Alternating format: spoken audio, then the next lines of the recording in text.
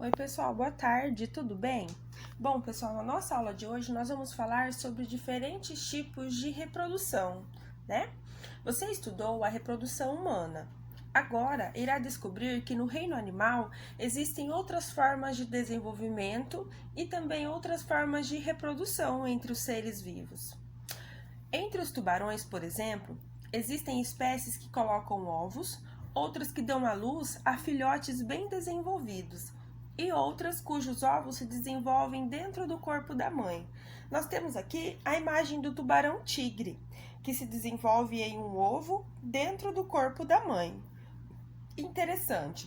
E você sabia que existem espécies que se reproduzem sem que haja a união do gameta masculino e o gameta feminino? Lembrando, pessoal, que o gameta masculino é o espermatozoide e o gameta feminino é o óvulo, tá bom? Vamos falar então agora sobre o primeiro tipo de reprodução, que é a reprodução sexuada. Em muitas espécies de animais, inclusive nós seres humanos, a reprodução envolve indivíduos de sexos diferentes, um macho e uma fêmea.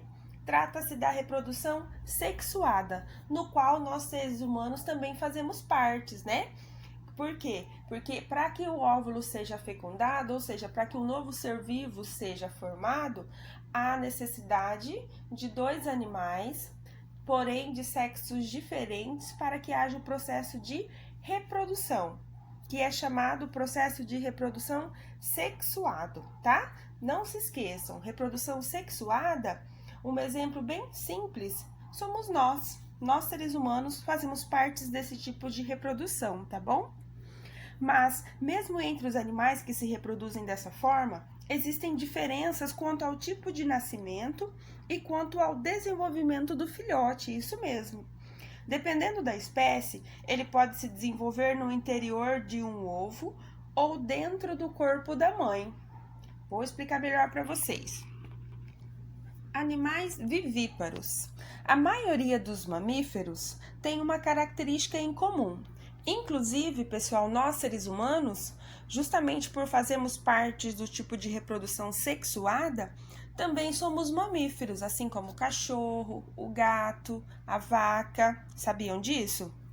No período de gestação, os filhotes se desenvolvem dentro do corpo da mãe, ou seja, no útero ou até o seu nascimento. Ou seja, até o seu nascimento eles permanecem se desenvolvendo, né? No caso de nós seres humanos, durante 9 meses de gestação. Esses animais são chamados de vivíparos. Olha que interessante. E dependendo da espécie e da raça, a fêmea pode ter um ou vários filhotes em uma mesma gestação. No caso de nós seres humanos, mais uma vez, é muito raro acontecer, né? A gestação com mais de uma criança ao mesmo tempo, né? Quando é considerado gêmeos, trigêmeos e assim por diante, né, pessoal? Na verdade, ocorrem geralmente ocasionado por um fator genético, ou seja, se porventura eu tenho casos da minha família, tanto por parte da minha mãe como por parte do meu pai, eu tenho uma probabilidade maior de também ter filhos gêmeos, né? Então tá associado aí a um fator genético, passado de geração em geração, tá bom? Mamíferos chamados marsupiais, como o canguru, por exemplo, o coala, o gambá, o diabo da Tasmânia e o cuíca, têm um tipo especial de desenvolvimento. Olha que interessante. Como a placenta não é capaz de sustentar o feto até o fim da gestação, eles carregam seus filhotes prematuros dentro de uma bolsa que possui no corpo chamada de marsúpio. Sabiam disso? Olha que interessante. Então, nós temos aqui a imagem de um canguru fêmea com seu filhote no marsúpio, ou seja, antes mesmo do bebê estar preparado para o nascimento, de caminhar sozinho, ser independente, o que acontece? Ele nasce, né? Porque a placenta não tem sustentação suficiente até o final da gestação do animal. Então, pessoal, olha que curioso. O filhote fica protegido e é alimentado de leite materno no interior dessa bolsa até completar a sua formação, ou seja, até que ele termine o seu processo de desenvolvimento, né? Diferente de nós, seres humanos, mais uma vez, né? Vou citar como exemplo nós, seres humanos. Nós só nascemos a partir, geralmente, dos 9 meses, né? Que é o normal. Mas, porém, tanto de 7, que é considerado prematuro, quanto de 9 meses, que é considerado os 9 meses de gestação, que é o normal, né? Tanto de 7 quanto de 9 meses, nós nascemos já totalmente formados, né? Os órgãos, né? Nosso sistema nervoso central. O que, no caso de nós seres humanos, se completa após o nascimento, seria a nossa visão, né? Mas isso não influencia no nascimento de 7 ou de 9 meses. Então, nós temos aqui a imagem do canguru fêmea com o filhote no marsúpio. Então, essa bolsa, localizada na região da barriga do canguru, é chamado de marsúpio, onde o filhote termina seu processo de desenvolvimento mesmo depois do seu nascimento. Olha que legal! E em seguida nós temos um filhote prematuro de canguru se alimentando do leite dentro do marsúpio. Interessante, né, pessoal? E mais curioso também é que esses filhotes nascem, todos eles inclusive, sem concluir o seu processo de desenvolvimento, o seu processo de formação, que só se conclui dentro do marsúpio meses depois do nascimento. Bom, pessoal, aprendemos agora então sobre os animais vivíparos, né? E agora em seguida nós vamos aprender sobre os animais ovíparos. Nos animais chamados ovíparos, a fêmea põe ovos, dentro dos quais os embriões se desenvolvem até o nascimento.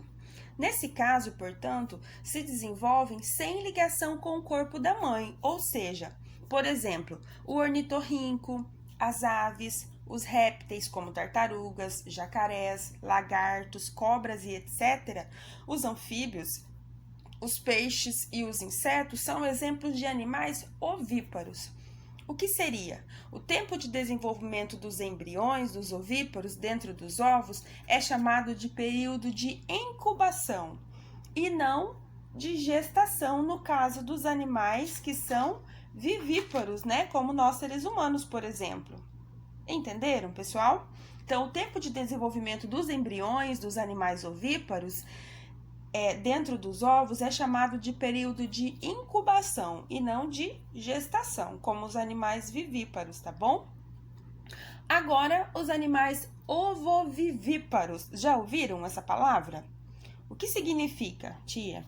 Os animais que se desenvolvem em ovos dentro do corpo da mãe até o seu desenvolvimento embrionário, ou seja, até ele se desenvolver por completo. Esteja praticamente completo, são chamados de animais ovovivíparos, como, por exemplo, o peixe lebiste. Olha que lindo esse peixe. Não é comum na nossa região, inclusive, né? Então, vamos só recapitular aqui, pessoal. Os animais vivíparos, né, são gerados dentro do corpo da mãe até o seu nascimento. Os animais ovíparos, né, a fêmea põe ovos, dentro dos quais os embriões se desenvolvem até o nascimento, né? E os animais ovovivíparos, como eles se desenvolvem? Eles se desenvolvem em ovos, dentro do corpo da mãe, até o seu desenvolvimento embrionário. Então, há uma diferença aí entre animais vivíparos, animais ovíparos e animais ovovivíparos. Vamos só praticar uma atividade aqui para a gente saber se nós estamos aprendendo ou estamos com dificuldade para entender o conteúdo, tá bom? Atividade número 1. Assinale a alternativa que apresenta apenas animais ovíparos. Lembrando que os ovíparos, né, se desenvolvem sem a ligação com o corpo da mamãe, ou seja, né, ele se desenvolve fora do corpo da mãe. Então, nós temos aqui, letra A, o pardal, o sapo, o cágado e o morcego. Letra B, carpa, borboleta, minhoca e golfinho. Letra C, lagarto, teiu, lagartixa, barata e gaivota. Letra D, perereca, jacaré, pomba e cavalo. Qual dessas vocês acreditam, pessoal, que seja uma alternativa apenas com animais ovíparos? O que vocês acham? Bom, pessoal, a alternativa correta é a letra C. Por quê? Na letra A nós temos o morcego, na letra B nós temos o golfinho e na letra D nós temos o cavalo. Esses três animais são vivíparos, né? Assim como nós seres humanos mais uma vez, né? E também são mamíferos, portanto eles não podem ser ovíparos, que nascem a partir dos ovos, né? Concordam comigo? Atividade número 2. Observe as imagens. Nós temos aqui 4 imagens de um coala, um chimpanzé, um panda e a girafa. Letra A. De acordo com o tipo de desenvolvimento embrionário, ou seja, vivíparo, ovíparo ou ovovivíparo, né? Assinale o animal que não faz parte do grupo. Então, nós temos 4 imagens e apenas uma imagem, um animal, não está de acordo com o meio embrionário que os demais, né? Então, 3 animais possuem o mesmo tipo de desenvolvimento embrionário e apenas um não. De acordo com o que nós estudamos, o que vocês acham, pessoal? Bom, de acordo com o que nós aprendemos até então, o chimpanzé, a girafa e o urso panda possuem desenvolvimento embrionário vivíparo, né? E o coala não, como vocês podem ver. O coala, o tempo de desenvolvimento embrionário do filhote não é todo dentro da barriga da mãe, né? Por isso, o único animal aqui da letra A que não faz parte do desenvolvimento embrionário dos demais é o coala, pessoal, tá bom? Letra B. Explique por que esse animal, no caso o coala, né, não faz parte desse grupo. Por quê? Porque a fêmea dá à luz o filhote prematuro e a sua formação se completa no marsúpio da mãe, ou seja, nessa bolsa que se localiza na região da barriga da mãe, certo? Bom, pessoal, essa foi a nossa aula de hoje. Espero que vocês tenham gostado, tenham aprendido sobre os diferentes tipos de reprodução, né? Inclusive o nosso, tá? Qualquer dúvida, estou à disposição, pessoal, e até mais.